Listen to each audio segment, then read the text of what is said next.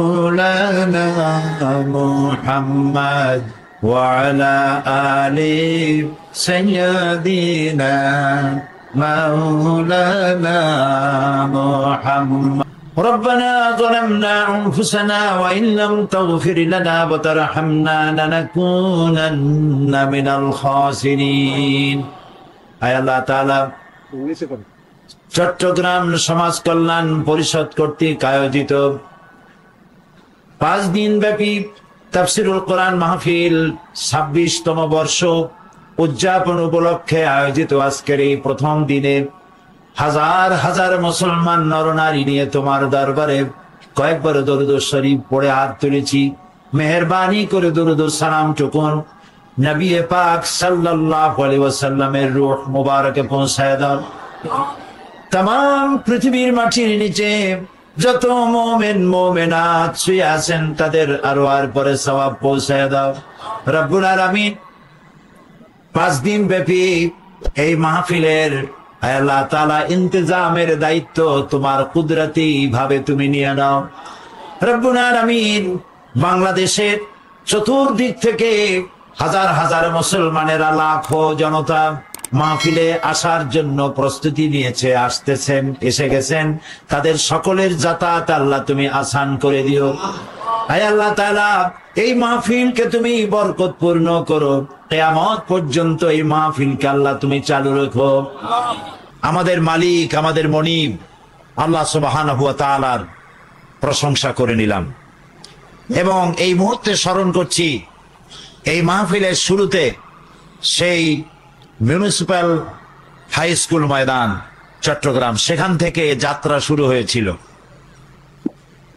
সেখান থেকে কলেজিয়েট ময়দান, সেখান থেকে প্যারেড ময়দান, মাঝখানে আউটার স্টেডিয়াম, সবটা মিলে বিগত 26 বছর ধরে এ মাহফিলে যারা শুরু থেকে ছিলেন তাদের মধ্য থেকে আজকে যারা বেঁচে নাই তাদের সকলের জন্য দোয়া করি আল্লাহ রাব্বুল আলামিন এই কোরআনে কারীমের বরকতে তাদেরকে জান্নাত নসিব করে দিন।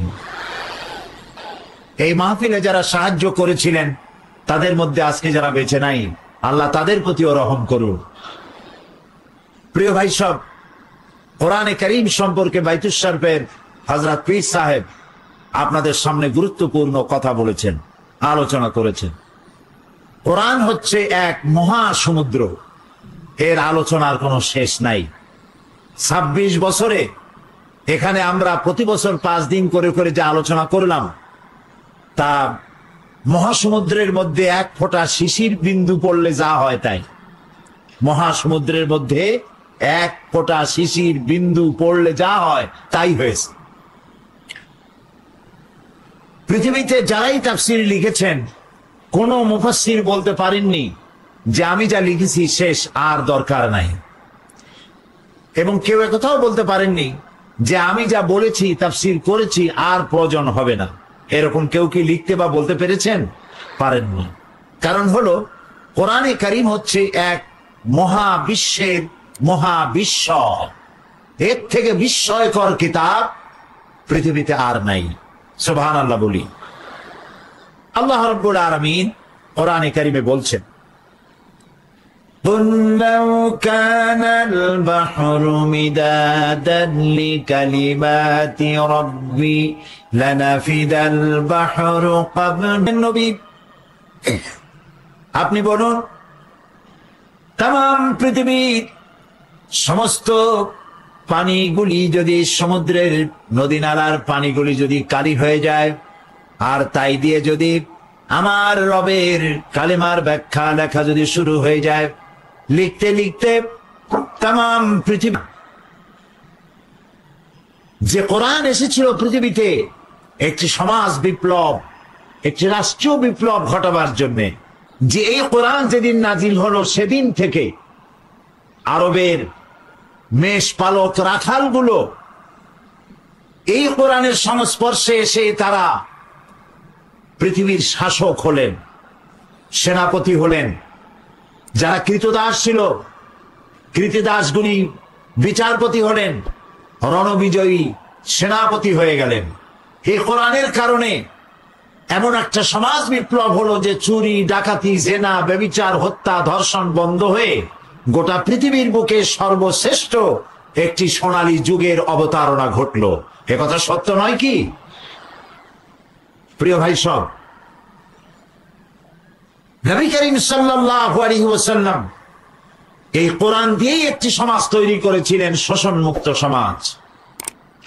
আজ এই কোরআন দিয়ে কথা বলতে আমাদের রাজনৈতিক নেতৃবৃন্দ, আমাদের সরকারি অর্থাৎ সরকার যারা পরিচালনা করেন, তারা বুদ্ধিজীবী, কবি, সাহিত্যিক কোরআন দিয়ে কথা বলতে গেলে নিজেদেরকে আউটডেটেড মনে করেন, হীনমন্যতায় ভোগেন। একদিকে তো জানেন না, আর যতটুকুন জানেন তাও বলতে চান না যে যদি এটি বলি, কোরআনের রেফারেন্স যদি দেই, ইসলামের কোনো কথা যদি বলি, তাহলে তো আমি সেকেলে হয়ে যাব, প্রগতিশীল হতে পারবো না।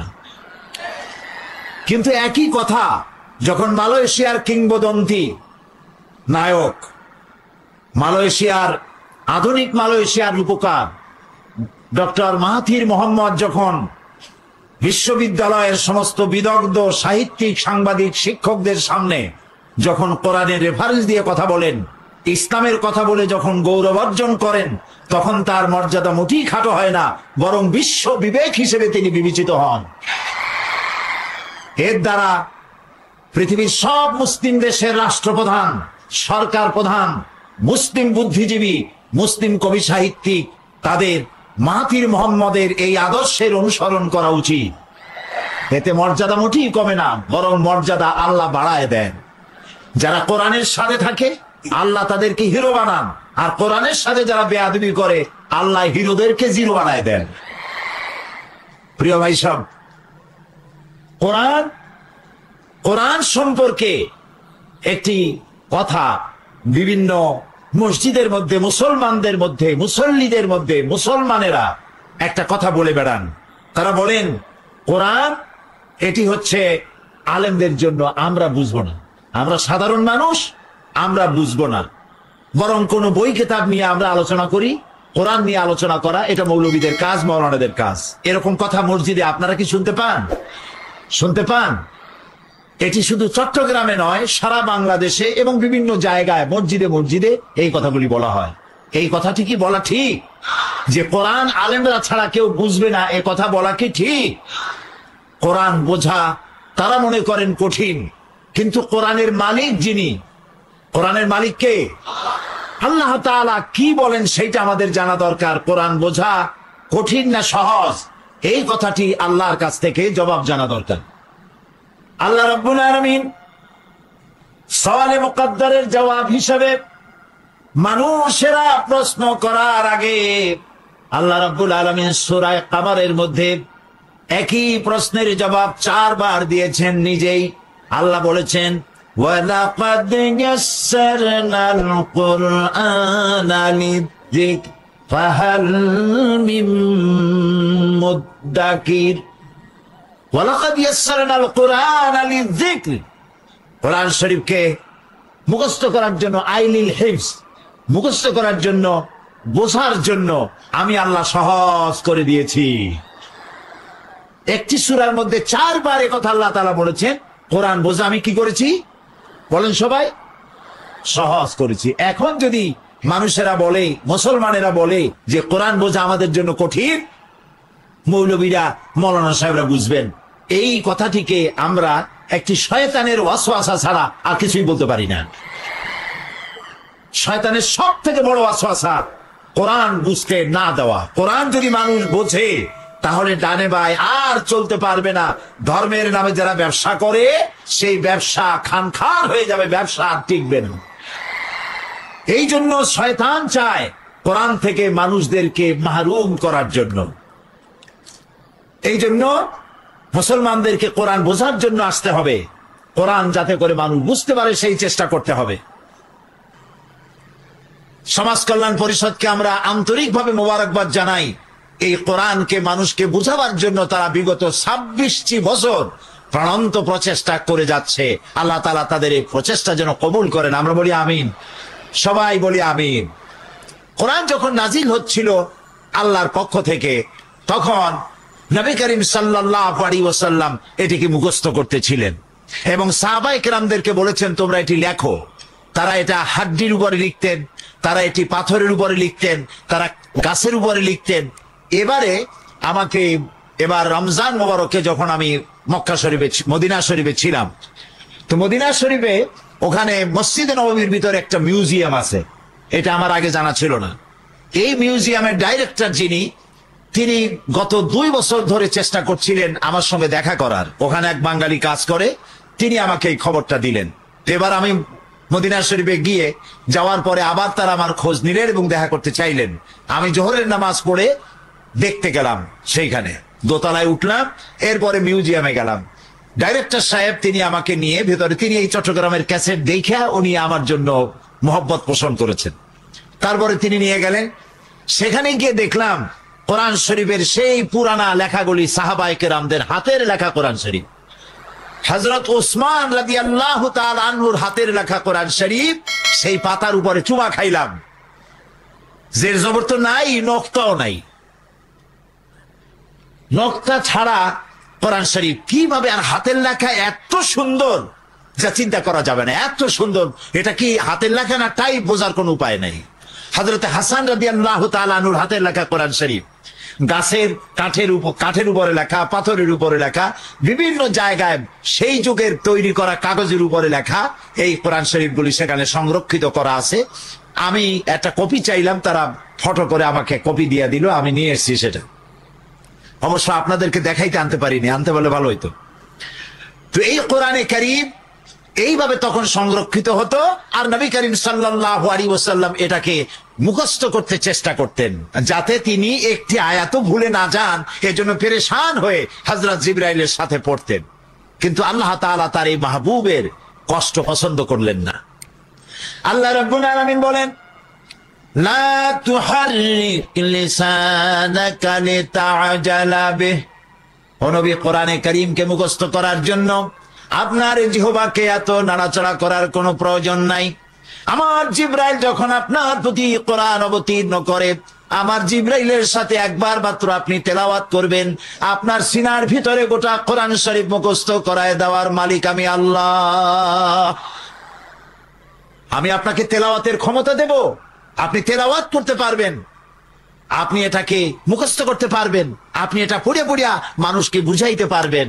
ওমা তাদরি মাল কিতাব ওয়ালাল ঈমান, আপনি এটাও জানতেন না কিতাব কারে কয়, আপনি এটাও জানতেন না ঈমান কারে কয়, আমি আপনাকে শিখাইতেছি। সুবহানাল্লাহ। নবীর শিক্ষক কে বলেন সবাই? আল্লাহ রাব্বুল আলামিন। দুনিয়ার কোন মানুষের কাছে নবীকে কিছু শিখান নাই। নবীজি তিনি হবেন বিশ্ব নবী, গোটা বিশ্বের সমগ্র মানব গোষ্ঠীকে যিনি শিক্ষা দিবেন। মানুষের কাছে তিনি কি শিখবেন? এই জন্য আল্লাহ রাব্বুল আলামিন তাকে শিখাইছেন। নবী করিম সাল্লাল্লাহু আলাইহি ওয়াসাল্লাম তিনি যখন এগুলি তেলাওয়াত করতেন, তখন কাফেরেরা অবাক হয়ে যেত। তারা চিন্তা করতো যে এই লোকটা কোনোদিন লেখাপড়া জানে না। তারা তো জানে যে উনি স্কুলে পড়েন নাই, লেখাপড়া করেন নাই, কোনো কবি সাহিত্যিকদের সাথে ওঠা বসা করেননি, অথচ তিনি এত সুন্দর মিলায় বলেন কি করে, এ ব্যাপারে তারা অবাক হয়ে যেত। তারা বলতো মুহাম্মদ সাল্লাল্লাহু আলাইহি সাল্লাম কোন ফাঁকে ফাঁকে যেন কবি হয়ে গেছে। তো আল্লাহ রাব্বুল আলামিন এটা পছন্দ করলেন না। নবীকে কবি বলা হলো, আল্লাহ এটা কি করলেন না? পছন্দ করলেন না। আল্লাহ রাব্বুল আলামিন প্রতিবাদ করলেন। তিনি বললেন, ওয়ামা আল্লামনাহু আশ-শি'রা ওয়ামা ইয়ানবাগী লাহু, আমার নবীকে আমি কবিতা শিখাই নাই। কে জবাব দিলেন? আমি আমার নবীকে কবিতা শিখাই নাই, আর কবিত্ব আমার নবীর জন্য শোভনীয় নয়। চিন্তা করেছেন? ভালো করে চিন্তা করেন। আল্লাহ তাআলা বলছেন আমার নবীর জন্য কবিত্ব বা কবিতা লেখা এটা শোভনীয় ব্যাপার নয়। এর কারণ কি? এর কারণ হলো কবিরা যেসব কথাবার্তা বলেন, কবিরা আবেগে কোথা থেকে কোথায় চলে যায় কিছু বলতে পারে না। কবিরা সাময়িকভাবে মানুষের মধ্যে রোমান্টিক কিছু কথা বলতে পারেন, রোমান্স সৃষ্টি করতে পারেন, মানুষের মধ্যে উত্তেজনা সৃষ্টি করতে পারেন, হাঙ্গামা সৃষ্টি করতে পারেন, কিন্তু পৃথিবীর কোন সমস্যার সমাধান কোন কবি আজ পর্যন্ত দিতে পারেন নাই। সেই হোমার, কবি হোমার থেকে শুরু করে আজ পর্যন্ত যত কবি পৃথিবীতে এসেছেন, প্রত্যেক কবি তার নিজস্ব পরিমণ্ডলে নারী নিয়ে, মানুষ নিয়ে নানান কবিতা লিখে মানুষকে মুগ্ধ করেছে, কিন্তু মানুষের সমস্যার সমাধান তারা করতে পারেননি, আর পারবেনও না। কারণ কবিরা আবেগ প্রবণ হন, আবেগে এমন সব কথা বলেন বাস্তবতার সাথে যার কোনো মিল নাই। আমি এই কথাগুলি বুঝাবার জন্য মাঝে মধ্যে আমাদের কবিদের কথা আমি আনি বুঝাবার জন্য। যেমন আমাদের জাতীয় কবি কাজী নজরুল ইসলাম, আল্লাহ তাকে জান্নাত নসিব করুন, সবাই বলেন আমিন। তিনি এমন সময় কলম ধরেছিলেন যখন মুসলমানদের পক্ষে কলম ধরার লোক ছিল না। তিনি এমন সময় রসুলের শানে বাংলায় এত সব নাত, এত সব আল্লাহর নামে এত সুন্দর হাম রচনা করেছেন। আমার তো মনে হয় যে নজরুলকে আল্লাহ তাআলা রসুলের শানে যে সব নাত লিখেছেন, নজরুলকে মাফ করার জন্য বোধহয় এটাই যথেষ্ট হতে পারে, যদি আল্লাহ কবুল করেন। তিনি মোনাজাত করলেন আল্লাহর কাছে, মসজিদেরই পাশে আমার কবর দিও ভাই, যেন সকাল সন্ধে মুয়াজ্জিনের আজান শুনতে পাই। এই কথা কি কবুল হয়েছিল না হয় নাই? হয়েছে কিনা? কবর হয়েছে কোথায়? ঢাকা বিশ্ববিদ্যালয় মসজিদের একদম গায়ে লাগানো। পরবর্তী সময় এক শয়তানের কবরও সেই জায়গায় দেওয়ার জন্য চেষ্টা চলছিল। শয়তানের জায়গা, যে জায়গা হওয়া উচিত সেখানে হয়েছে, আল্লাহ এই জায়গাটারে পবিত্র রাখছেন, আলহামদুলিল্লাহ। তো আমি বলতে চাচ্ছি যে কবিরা আবেগে উচ্ছ্বসিত হয়ে কল্পনার ঘোড়ার পৃষ্ঠে সওয়ার হয়ে তেপান্তরের মাঠ দিয়া নিরুদ্দেশ্যের উদ্দেশ্যে দৌড়ান। কই থেকে কই যায় ওর কোনো সীমানা থাকে না।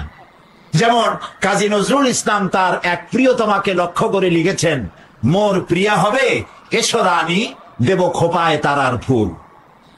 এখন যাকে উদ্দেশ্য করে তিনি এই কবিতা লিখেছেন, সত্যিকারের সেই প্রেমিকাকে তিনি যদি কাছে পেতেন, তাহলে আকাশের তারা এনে কি তার খোপায় পরানো স্বাভাবিক ছিল মোটেও? তিনি লিখেছেন যে আকাশ ওই রংধনুর রং আর জ্যোৎস্নার রং দুটোতে মিলাইয়া আলতা বানাইয়া প্রিয়তমার পায়ে পরাই দেব। এটা কি সম্ভব? সম্ভব নয়। এগুলি আবেগের কথা। ঠিক এরকম আবেগ করেছিলেন কবি হাফিজ, ইরানের নাম করা কবি, কবি হাফিজ। কবি হাফিজ তিনি তার কবিতার মধ্যে তার মাসুকা যিনি ছিলেন, প্রেমিকা, সেই প্রেমিকার ব্যাপারে তিনি বলেছেন যে আমার প্রিয়তমার লাল গালের উপরে যে কালো তিলটি আছে, ওই কালো তিলটি যদি আমি লাভ করতে পারি, ওটা যদি আমি পাই, তো এর বিনিময়ে আমি সামারকান্দ আর বোখারা বিলাই দিতে পারি। তৈমুর রং ছিলেন বাদশাহ। তিনি এই কবিতা শুনিয়া ভীষণ অসন্তুষ্ট। পুলিশ পাঠায় দিল, কবিরে ধরে নিয়ে। কবি যখন পুলিশ গেছে বাড়িতে, তখন তৈমুর রং পুলিশ পাঠাইছে, খুঁজে ফেলাইছে যে সর্বনাশ হয়ে গেছে। তৈমুর রং জিজ্ঞেস করছে, কবি তুমি তোমার প্রিয়তমার লাল গালের কালো তিলটা পাওয়ার জন্য গলায় দড়ি দিয়ে মরো, আমার দেশ সামারকান্দ আর বিলায় দেওয়ার এখতিয়ার তোমারে কেডা দিল? তিনি বললেন, উনি বুদ্ধি করে পথে পথেই ঠিক করে রাখছিলেন। তিনি বললেন, জাহাপানা আপনি আমার কবিতা কি শুনেছেন? তো তিনি বলেছেন যে তোমার কবিতা তো ছিল, শেষের দিকের লাইনটা ছিল সামারকান্দ ও বোখারা, সামারকান্দ আর বোখারা বিলাই দেবো, এই কথাটা ছিল। তিনি বললেন যে না, আপনি ভুল শুনেছেন। আমার কথা ছিল এই যে আমি যদি, কবি মানুষ তো সাথে সাথে কায়দা করে ফেলেছেন। তিনি বললেন যে আমার বক্তব্য ছিল, আমার প্রিয়তমার লাল গালের কালো তিলটি যদি আমি লাভ করতে পারি, তাহলে সেমনকান্দ অখর মারা, আমি 1 মণ চিনি আর 2 মণ খোরমা মিলাই দেবো, এই কথা আমি বলেছিলাম।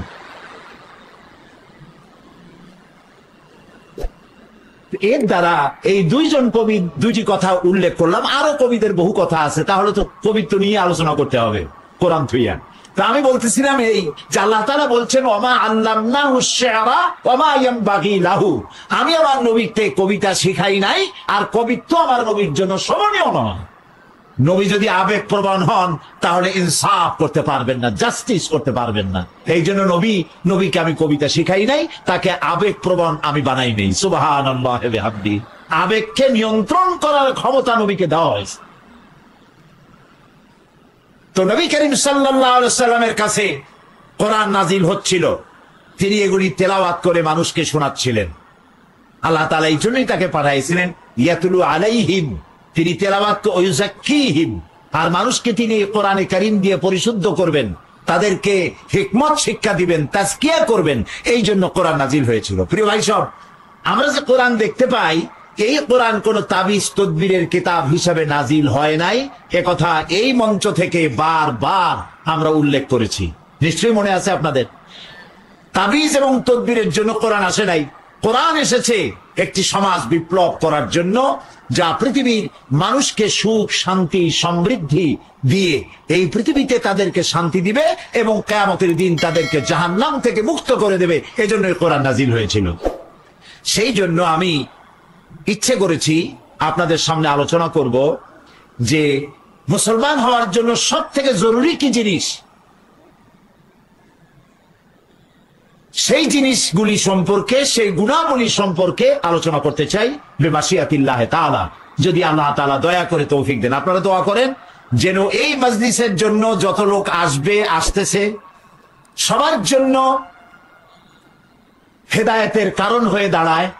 আমার জন্য সেই ধরনের কথাবার্তা বলার তৌফিক যেন আল্লাহ তাআলা আমাদেরকে দান করেন। যারা এখানে কথা বলবেন সকলকে দান করেন। আসুন শয়তানের ওয়াসওয়াসা থেকে পানাহ চাই এবং যথারীতি তাফসীরের কাজ শুরু করি।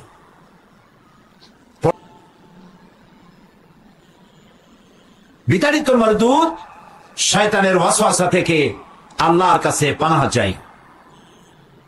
আর পরম করুণাময় আল্লাহ রাব্বুল আলামিনের নামে শুরু করছি। লাইসাল বিররা আন তুওয়াল্লু ওয়ুজুহাকুম কিবালাল মাশরিকি ওয়াল মাগরিব। ليس البر أن تولوا وجوهكم قبل المشرق والمغرب ولكن البر من آمن بالله واليوم الآخر والملائكة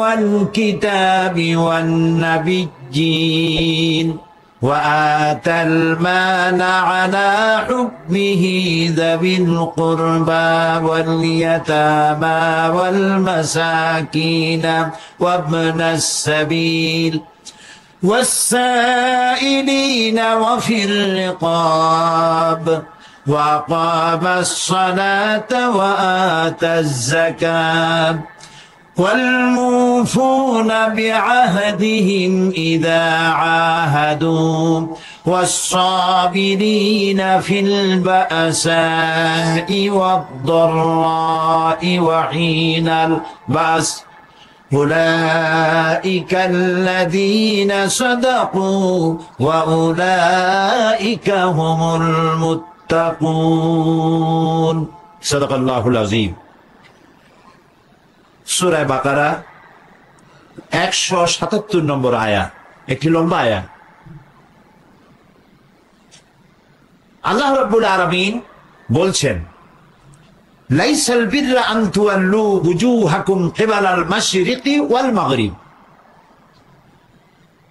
পূর্ব দিকে মুখ ঘোরানো অথবা পশ্চিম দিকে, এর ভিতরে তোমাদের কল্যাণ নিহিত নয়। ওয়ালাকিন্নাল বিররা মান আমানা বিল্লাহ, আসল নেকির কাজ হচ্ছে আল্লাহর প্রতি ঈমান আনা, ওয়াল ইয়াউমিল আখির, পরকালের প্রতি ঈমান, ওয়াল মালাইকাতি ওয়াল কিতাবি ওয়ান নাবিয়্যিন, ফেরেশতা, কিতাব এবং নবীদের প্রতি ঈমান আনা। ওয়াতাল মালা আলা হুব্বিহি যাবিল কুরবা ওয়াল ইয়াতামা ওয়াল মাসাকিন ওয়াবনাস সাবিল, আর নিকটবর্তী আত্মীয় স্বজন, ইয়াতীম, মিসকিন, পথচারী, প্রার্থী এবং কৃতদাস মুক্তির ব্যাপারে সাহায্যের হাত সম্প্রসারিত করে দেওয়া, নামাজকে প্রতিষ্ঠা করা, যাকাতকে আদায় করা, ওয়াদাকে পূরণ করা এবং বিপদে মুসিবতে ধৈর্য ধারণ করা, বিপদে মুসিবতে যুদ্ধে বিগ্রহে ধৈর্য ধারণ করা। এই কাজগুলি যারা করে, উলাইকাল্লাযীনা সাদাকু, এই লোকগুলি হচ্ছে ইমানের দাবিতে সত্যবাদী। ওয়াউলাইকা হুমুল মুত্তাকুন, আর এরাই হচ্ছে প্রকৃতপক্ষে মুত্তাকি। এ হচ্ছে আয়াতে কারিমার তেলাওয়াতকৃত আয়াতে কারিমার শাব্দিক তরজমা।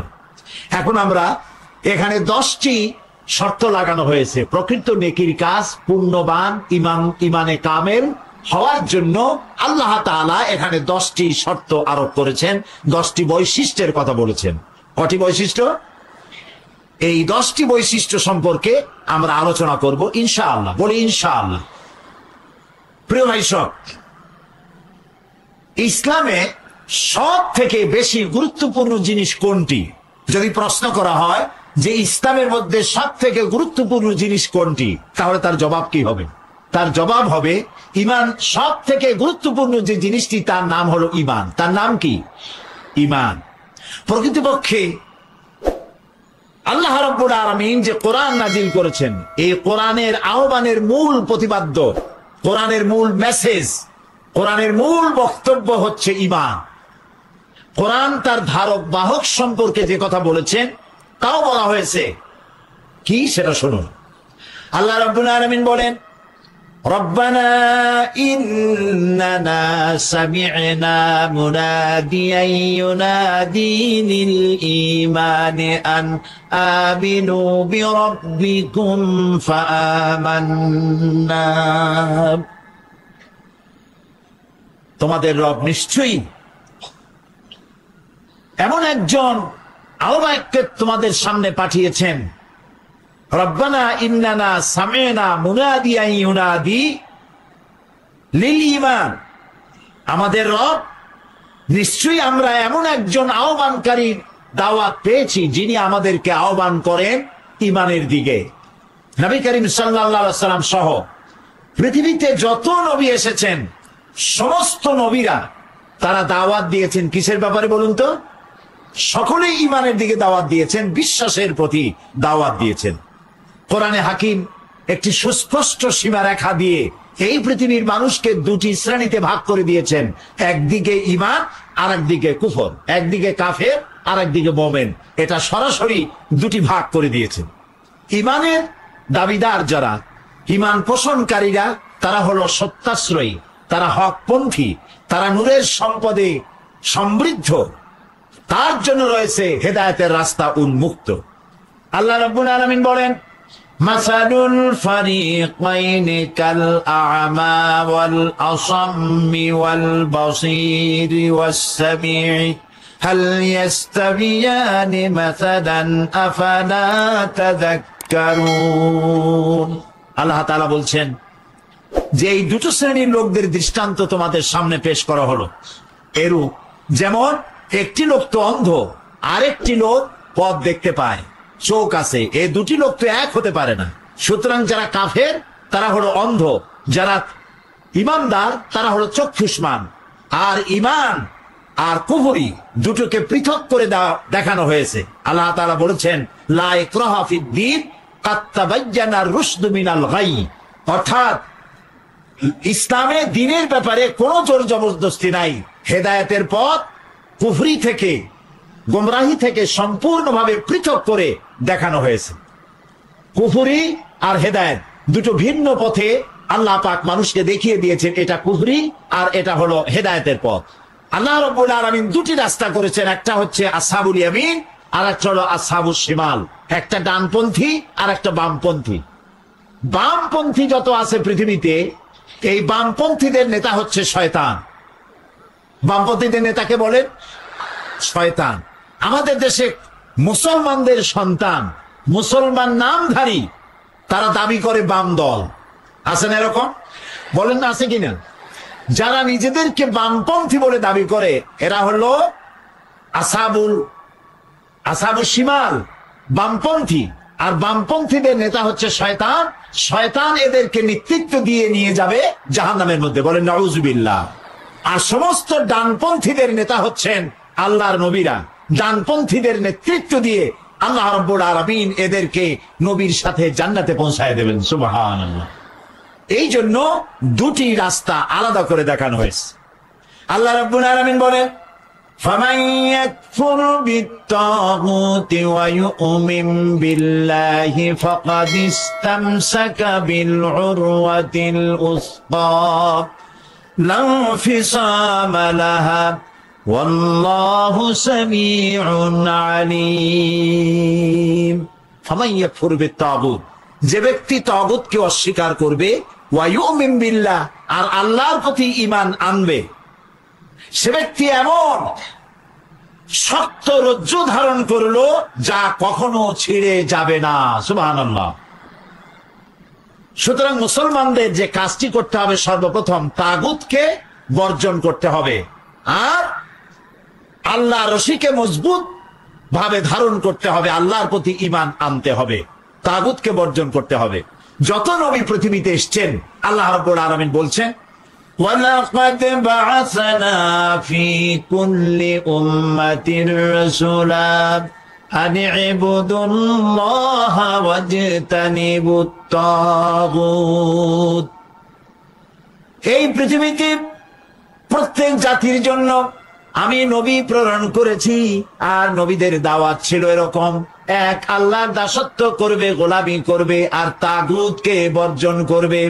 তাগুত হচ্ছে সেই শক্তি যে শক্তি শুধু আল্লাহর আইনকে অমান্য করে বসে থাকে না, বরং অন্যদেরকেও আল্লাহর আইন অমান্য করতে, নাফরমানি করতে বাধ্য করে। এটাকে কোরআনের পরিভাষায় কি বলা হয় বলেন সবাই? তাগুত। এই তাগুতকে অস্বীকার করে এক আল্লাহর উপর ঈমান আনার জন্য আল্লাহ তাআলা দাবি করছেন, বলছেন, নির্দেশ করছেন। আল্লাহ রাব্বুল আলামিন বলেন আল্লাহু ওয়ালিয়ুল্লাযীনা আমানু ইউখরিজুহুম মিনাজ-জুলুমাতি ইলান-নূর। যারা ঈমান আনে আল্লাহ তাদের বন্ধু হন। সুবহানাল্লাহ বলবেন না? যারা ঈমান আনে আল্লাহ তাদের কি হন? বন্ধু হন, অভিভাবক হন, মুনিব হন, মাওলা হন। আর আল্লাহ নিজেই তাদেরকে ইউখরিজুহুম মিনাজ-জুলুমাতি ইলান-নূর, অন্ধকার থেকে টেনে আল্লাহ তাদেরকে আলোর সম্পদে সমৃদ্ধ করে দেন, নূরের দিকে তাদেরকে নিয়ে আসেন। ওয়াল্লাযীনা কাফারু আউলিয়াউহুমুত তাগুত ইউখরিজুনাহুম মিনান নূরি ইলাজ-জুলুমাত উলাইকা আসহাবুন নারি হুম ফিহা খালিদুন। আর যারা তাগুতপন্থী হয়, যারা তাগুতকে বন্ধু বানায় নেয়, তাগুত তাদেরকে আলো থেকে অন্ধকারের দিকে নিয়ে যায় এবং এরাই হবে আসহাবুন নার, জাহান্নামের মধ্যে চিরকাল তারা থাকবে। এই জন্য মোমেনদেরকে সত্যিকারের ঈমানের পরিচয় কি সেই ব্যাপারে কোরআন শরীফে বলা হচ্ছে যে ঈমানের সত্যিকারের ঈমানদারের পরিচয়টা কি সে কথা আমরা এখন জানতে পারবো। তো দুইটি ভাগ আল্লাহ করে দেখালেন, একটা হলো কুফর আর একটা হলো ঈমান। ঈমানদার তারা ওই সব লোক, ইন্নামাল মুমিনুনা আল্লাযীনা আমানু বিল্লাহি ওয়া রাসূলিহি সুম্মা লাম ইয়ারতাবু। নিশ্চয়ই ঈমানদার হচ্ছে তারা যারা নাকি আল্লাহর প্রতি ঈমান এনেছে এবং রাসূলের প্রতি ঈমান এনেছে, এরপরে কোনো সন্দেহে নিবর্তিত হয় নাই, সন্দেহ ভিতরে আসে নাই। অর্থাৎ ইসলামকেই আল্লাহ এবং রসুলকেই তার জন্য অভিভাবক মনে করেছে, ইসলামকে কমপ্লিট মনে করেছে, ইসলামকে ইনকমপ্লিট মনে করে নাই। ইসলাম কি সম্পূর্ণ না অসম্পূর্ণ? সম্পূর্ণ না অসম্পূর্ণ? অসম্পূর্ণ মনে করে ওই সব লোকেরা যারা নাকি ইসলামের সবকিছু নাই, শুধু নামাজ, রোজা, হজ, যাকাত আছে, বিচার ব্যবস্থা, আদালত, কোর্ট কাছারি, শিক্ষা ব্যবস্থা আর অন্যান্য যা কিছু আছে জীবনে, সমাজ, রাষ্ট্র, এর কোনো ব্যাপারে ইসলামের কিছু নাই, শুধুমাত্র নামাজ, রোজা। এই জাতীয় সন্দেহের মধ্যে যারা নিবর্তিত হয়েছে তারা মোমেন হতে পারে না। মোমেন হচ্ছে ওই সব লোক যারা আল্লাহর প্রতি ঈমান এনেছে, রসুলের প্রতি ঈমান এনেছে আর কোনো সন্দেহে নিবর্তিত হয় নাই, তারাই হলো সত্যকারের মোমেন। এবং তারা জিহাদ করবে মাল দিয়ে, জান দিয়ে আল্লাহর রাস্তায়। উলাইকা হুমুস সাদিকুন, এরাই হলো ঈমানের দাবিতে সত্যবাদী। এখন এই ঈমান আনলে পরে কতগুলি কোয়ালিটি, কতগুলি গুণ মানুষের মধ্যে সৃষ্টি হয়ে যায়। সেই গুণগুলি আমাদের মধ্যে আসছে কিনা সেইটা আমাদের ভেবে দেখার সময় এসেছে। না, সময় আসে নাই? বলেন আসছে কিনা? আমরা ঈমান এনেছি, কিন্তু ঈমান আনলে পরে যেসব কোয়ালিটি, যেসব গুণাবলী আমাদের মধ্যে সৃষ্টি হওয়া উচিত, সেইগুলি আসছে কিনা সেই ব্যাপারে আমি এখন আপনাদের সামনে আলোচনা করতে চাই। কোরআনে কারীম থেকে আমি আপনাদের সামনে উপস্থাপন করার জন্য এখানে 6টি গুণ একত্রিত করেছি। 6টি কোরআন থেকে আনা হয়েছে। প্রকৃতপক্ষে ঈমানদার ব্যক্তির মধ্যে মিনিমাম এই 6টি কোয়ালিটি আসা জরুরি। ঈমান আনলে পরে এই 6টি গুণ তার মধ্যে প্রকাশ পাবে। নাম্বার 1, 1 নাম্বার, ঈমান আনলে পরে মানুষের মধ্যে আল্লাহ রাব্বুল আলামিন আত্মমর্যাদার শিক্ষা দেয়, তার মধ্যে আত্মমর্যাদার সৃষ্টি হয়ে যায়। আল্লাহর প্রতি মানুষকে হীনতা থেকে, দৈন্যতা থেকে তাকে আত্মমর্যাদার উচ্চতম শিখরে পৌঁছে দেয়। সে আগে মানুষের কাছে হাত পাতত, সে কোনো মূর্তির কাছে হাত পাতত, সে কোনো গাছের কাছে হাত পাতত। দেখেন না পৃথিবীতে কত জাত আছে, আছে না? আছে না? কত ধর্মের লোক আছে, তারা কেউ তো হাতে মূর্তি বানাইয়া তার সামনে নিজের আকুতি কাকুতি করতে থাকে, নিজের মনস্কামনা পূর্ণ করার জন্য বলতে থাকে। কেউ তো গাছের কাছে, কেউ তো সাপের কাছে, কেউ তো বাঘের কাছে, কেউ তো সূর্যের সামনে, কেউ তো চন্দ্রের সামনে, বিভিন্ন জায়গায় মনস্কামনা পূর্ণের জন্য নিজেকে নিবেদিত করে দেয়। তো ইসলাম যখন একটি মানুষ এই কালেমা পড়লো, লা ইলাহা ইল্লাল্লাহু মুহাম্মাদুর রাসূলুল্লাহ, জোরে পড়েন সবাই মিলে, লা ইলাহা ইল্লাল্লাহ, লা ইলাহা ইল্লাল্লাহু মুহাম্মাদুর রাসূলুল্লাহ। এই কালেমা যে ব্যক্তি পড়বে তার কলিজা বড় হয়ে যাবে। সে বুঝতে পারবে লা ইলাহা, জোরে বলেন ইল্লাল্লাহ, জোরে বলেন ইল্লাল্লাহ। কোন ইলাহা নাই, আইনদাতা নাই, বিধানদাতা নাই, হাকেম নাই, হায়াত ও মওতের মালিক কেউ নাই। কে ছাড়া? এবার জোরে বলেন আল্লাহ। আল্লাহ ছাড়া কেউ নেই। এই কথাটা যখন তার মনের মধ্যে বদ্ধমূল হয়ে যায়, তখন তার মধ্যে হীনতা থাকে না, আত্মমর্যাদার সৃষ্টি হয়। সুবহানাল্লাহ বলুন। আর যাদের এটা হয় না, তারা ইয়াবতাগুনা ইলা রাব্বিহিমুল ওয়াসিলা, তারা ওসিলা তালাশ করে, সেই ওসিলা তারা ধরে কোন গাছ, কোন মাজার, এরপরে কোন সাপ অথবা মূর্তি অথবা চন্দ্র সূর্য, এগুলির কাছে গিয়ে আশ্রয় গ্রহণ করে। আল্লাহ রাব্বুল আলামিন বলেন, ইন্নাল্লাযীনা তাদউনা মিন দুনিহি ইবাদুন আমসালুকুম, যারা আমাকে বাদ দিয়ে অন্যের দ্বারস্থ হয়, অন্যের ইবাদত করে, অন্যের আনুগত্য করে, অন্যকে ডাকে, আমাকে বাদ দিয়ে যাদেরকে তোমরা ডাকো ওরা তোমার মতো আমার গোলাম।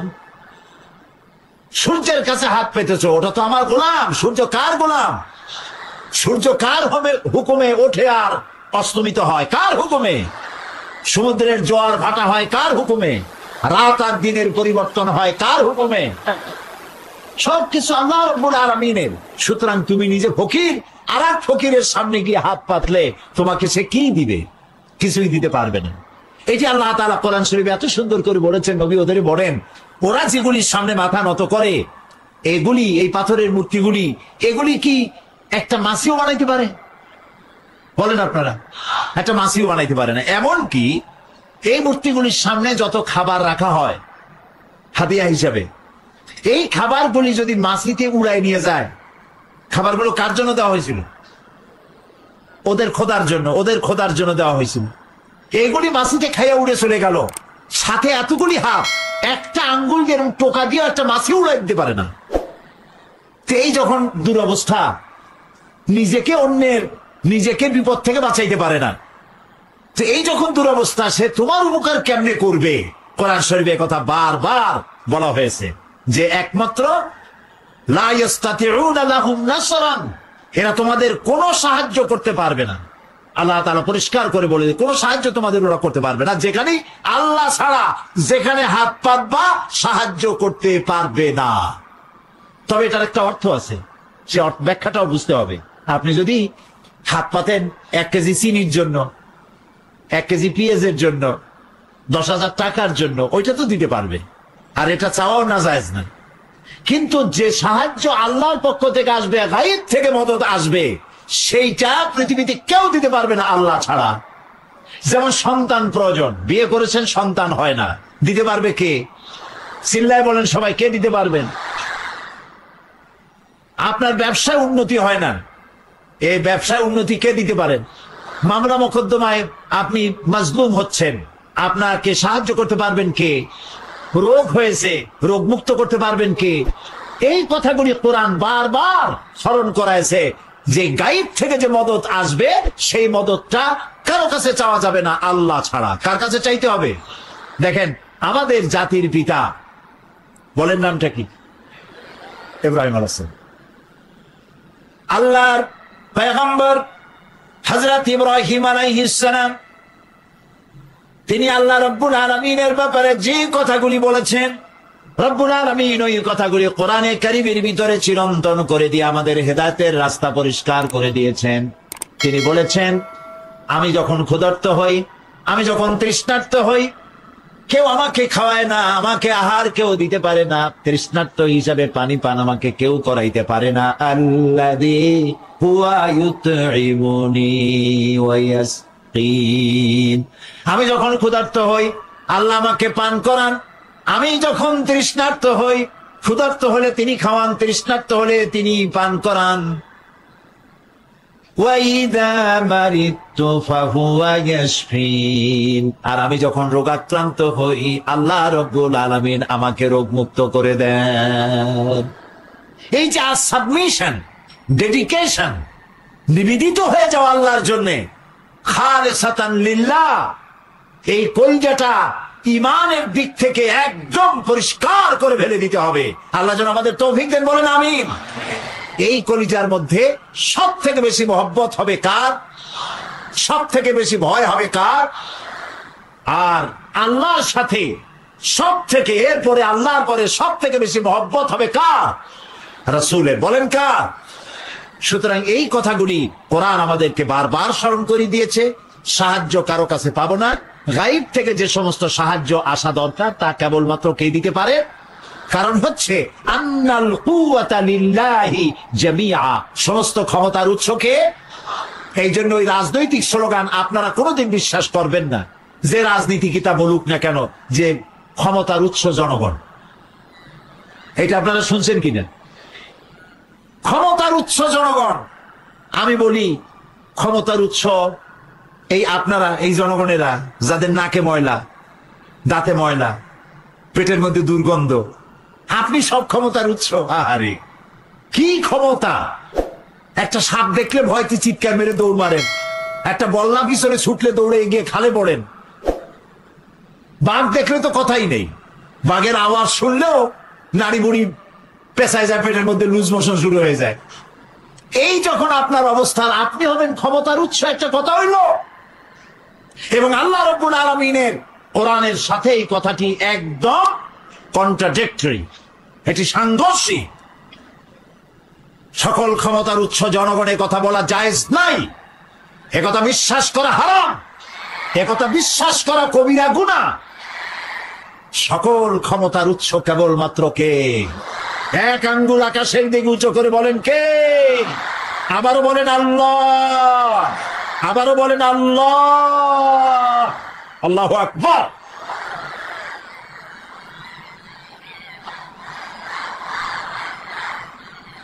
আরো ছেড়ে দেন। সকল ক্ষমতার উৎস আন্নাল কুওয়াতা লিল্লাহি জামিআ, সকল ক্ষমতার উৎস কেবলমাত্র কে? বলে আল্লাহ। তিনি সকল ক্ষমতার উৎস, তিনি বাঁচাতে পারেন, তিনি মারতে পারেন, তিনি সব করতে পারেন। আল্লাহ রাব্বুল আলামিন বলেন, ওয়াইয়ামসাসকাল্লাহু বিদুররিন ফালা কাশিফা লাহু ইল্লা হুয়া ওয়াইয়ুরিদকা বিখাইরিন ফালা রাদ্দা বিফাদলিহি। আল্লাহ তাআলা বলেন, নবী, হে নবী, আল্লাহ যদি নিজে আপনার কোনো অকল্যাণ করেন তাহলে এমন কেউ নাই যে আপনাকে সেই কল্যাণ দিতে পারে। আর আল্লাহ যদি আপনাকে কল্যাণ করতে চায়, কোনো ফজল দিতে চান, অনুগ্রহ করতে চান, সেই অনুগ্রহ থেকে আপনাকে কেউ বিরত রাখতে পারে না। নবীজিকে বলা হচ্ছে, আল্লাহ যদি অকল্যাণ করতে চায় আপনাকে, আপনার কল্যাণ কেউ করতে পারবে না। আর আল্লাহ যদি কল্যাণ দিতে চান তাহলে আপনার থেকে তাকে কেউ ফিরাইতেও পারবে না। সুতরাং ভালো এবং মন্দ, খাইরিহি ওয়া শাররিহি, বলেন এরপরে কি? মিনাল্লাহ তাআলা। ভালো এবং মন্দ এটার মালিক কে? জোরে বলে, আল্লাহ রাব্বুল আলামিন। মুমিন ব্যক্তির মধ্যে এই আত্মমর্যাদার সৃষ্টি হয় বলে যারা মুমিন তারা হক কথা বলতে কখনো পিছপা হয় না।